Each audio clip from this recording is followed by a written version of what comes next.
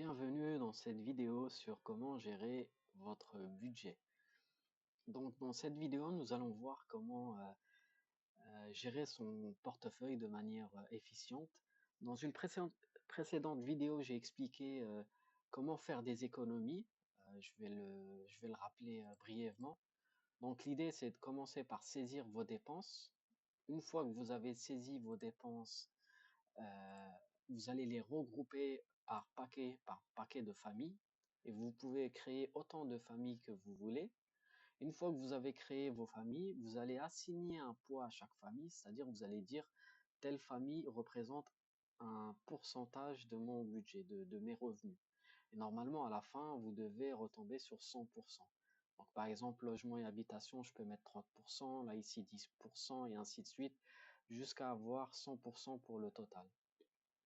Donc, je commence par saisir mes dépenses, je les regroupe par paquet de famille, et ensuite, je visualise mois par mois mes dépenses. Et en fait, selon le pourcentage que je me suis fixé et selon ce que j'ai saisi, je vais voir si je gère bien je gère bien cette famille de dépenses ou pas.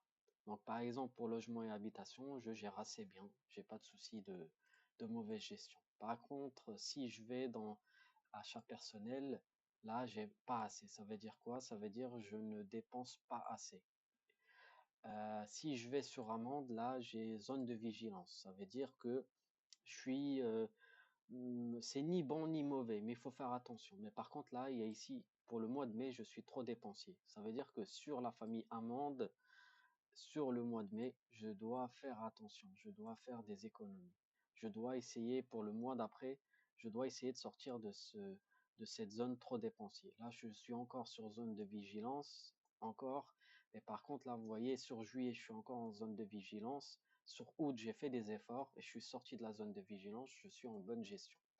Donc, je saisis mes dépenses, je les regroupe par famille, j'assigne un pourcentage à chaque famille et ensuite, je suis capable de visualiser mois par mois, famille par famille, là où je gère mal, où est-ce que se trouve mon ennemi, là où il faut l'attaquer et c'est comme ça qu'on arrive à faire des économies.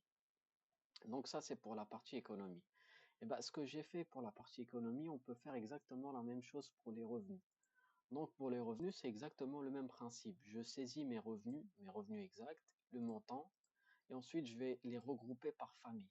Par exemple, le salaire principal, le salaire du conjoint, le 13e mois, ça c'est un revenu fixe. Je peux les regrouper au sein d'une famille qui s'appelle revenu fixe. Les heures supplémentaires, les commissions, primes exceptionnelles, etc., ça je peux les regrouper au sein d'une famille revenu variable. Et c'est le même principe que pour les dépenses, vous pouvez créer autant de familles que vous voulez pour couvrir l'ensemble de vos revenus. Donc une fois que j'ai créé mes revenus, j'ai saisi toutes mes revenus, j'ai saisi toutes mes dépenses, je suis capable, en fait les revenus précèdent les dépenses. C'est vraiment important. Pourquoi? Parce que dans les dépenses, comme je vous ai expliqué tout à l'heure, je vais assigner un pourcentage à chaque famille pour lui dire, voilà, si je dépasse un tel pourcentage, alors je gère mal, c'est-à-dire je dépense trop. Mais c'est un pourcentage de revenus. Donc, il faut avoir saisi vos revenus en amont. Donc, vous voyez ici là, le saisie des dépenses et le tracking des dépenses n'a d'utilité et n'a lieu que si vous avez saisi au préalable vos revenus. Donc, vous saisissez vos revenus, vous saisissez vos dépenses, vous êtes capable de traquer toutes les dépenses où vous avez, où on va dire votre portefeuille saigne un peu, où il faudra faire un effort d'économie. Et à partir de là, vous êtes capable de visualiser vos revenus. Donc là, on a un tableau où on visualise nos revenus mois par mois. Pareil, on a un tableau où on visualise nos dépenses mois par mois. On peut savoir où est-ce que le top 5 des familles sur lesquelles je dépense trop et le top 5 des dépenses où je dépense trop. Vous voyez, là, c'est les familles, mais au sein de chaque famille, il y a les dépenses exactes. Et là, le top 5, c'est le top 5 de toutes les dépenses. Donc là, je suis capable, par exemple pour le mois de novembre, de voir tout de suite où est-ce que je dépense trop, où est-ce qu'il faut faire des efforts. Une fois que j'ai fait ça, bah, je peux gérer mon budget. Là, par exemple, pour le mois de janvier, j'ai mon réalisé ici.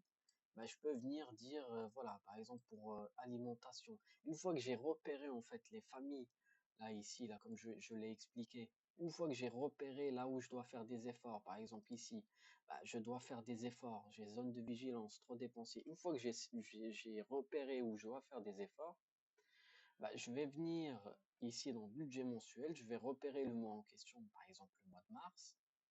Ici, j'ai le réalisé, c'est ce qui va être calculé en fonction de ce qu'on va saisir. Donc, c'est une colonne où il ne faut pas toucher. L'écart, bah, ça, c'est l'écart entre ce qui a été réalisé et ce que je me fixe comme objectif. Donc, typiquement, je l'explique, c'est vraiment assez simple à comprendre. Là, ça peut sembler agressif, mais c'est très simple.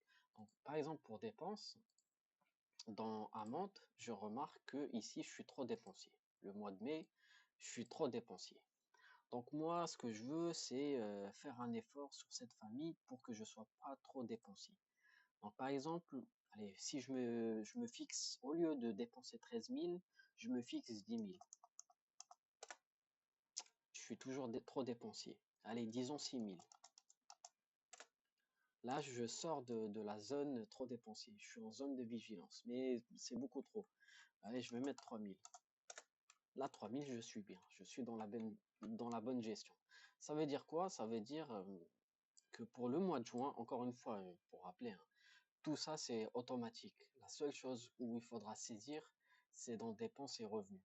Là, ce que vous voyez ici, là, c'est automatique. Il y a rien à saisir. Là, j'ai tapé manuellement pour vous montrer en fait, pour vous montrer, juste pour illustrer en fait la partie budget mensuel. C'est juste pour l'exemple. Donc là, vous voyez, pour 3 000, bah, je suis dans la bonne gestion. Donc comme le mois de mai, généralement, bah, il est déjà passé, bah, et que le mois de juin, il est en cours, donc moi, mon effort, je vais le faire sur le mois de juin. Donc sur le mois de juin, je vais aller dans le budget mensuel. Mois de juin, je suis là. Vous voyez, à chaque fois, j'ai trois colonnes. J'ai le réalisé. Le réalisé, j'y touche pas, parce que le réalisé, c'est ce qu'en fait, je vais réaliser durant ce mois. Et il va être calculé en fonction de ce que je vais saisir.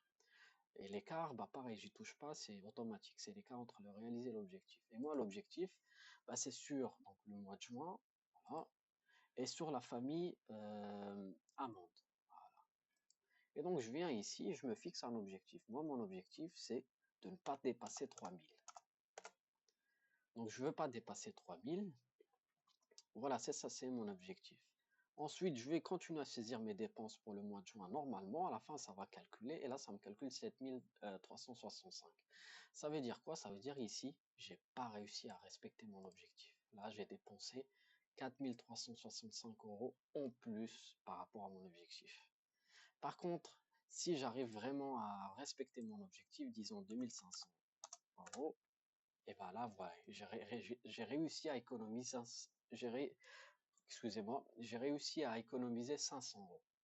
Donc vous voyez en fait la logique, c'est je saisis mes revenus manuellement, je les regroupe par paquet de revenus, je fais la même logique avec les dépenses. Ensuite, je suis capable, une fois que j'ai fait ça, je suis capable de repérer dans quelle famille je dépense trop. Donc là, ici, c'est amende. Je suis capable de repérer dans quelle famille je dépense trop et pour quel mois. Une fois que j'ai repéré le mois, donc là, ici, on va, je vais juste remettre la formule en question pour pas oublier. Une fois que j'ai repéré le mois où, où je dois faire un effort de dépense, donc pour le mois de mai, je vais calculer le total exact que je dois respecter pour ne pas être trop dépensier. Une fois que je l'ai calculé, bah, je vais aller ici dans le budget, je vais aller dans le mois en question, je prends le mois d'après parce que le mois de mai, c'est trop tard.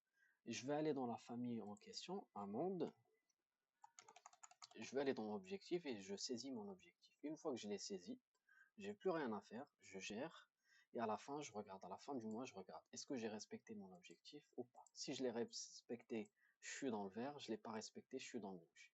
Et c'est comme ça que je suis capable non seulement de repérer les familles où je dépense trop, non seulement je suis capable de repérer là où je dépense trop, mais en plus de ça, je suis capable de me fixer des objectifs et regarder si je respecte mes objectifs ou pas. Donc voilà pour la gestion budgétaire. Je vous invite aussi, si vous êtes intéressé par cet Excel, voilà, c'est un Excel Planner que j'ai construit comme un site de streaming agréable. Vous voyez, c'est quand même plus agréable que un vieil outil Excel où il faudra sélectionner manuellement les onglets un à un. Donc voilà, je vous invite, si vous êtes intéressé par cet outil Excel qui est vraiment très utile, qui peut être très utile dans votre vie quotidienne, bah, je vous invite à aller cliquer sur le lien en bas dans la description. Voilà, merci à vous.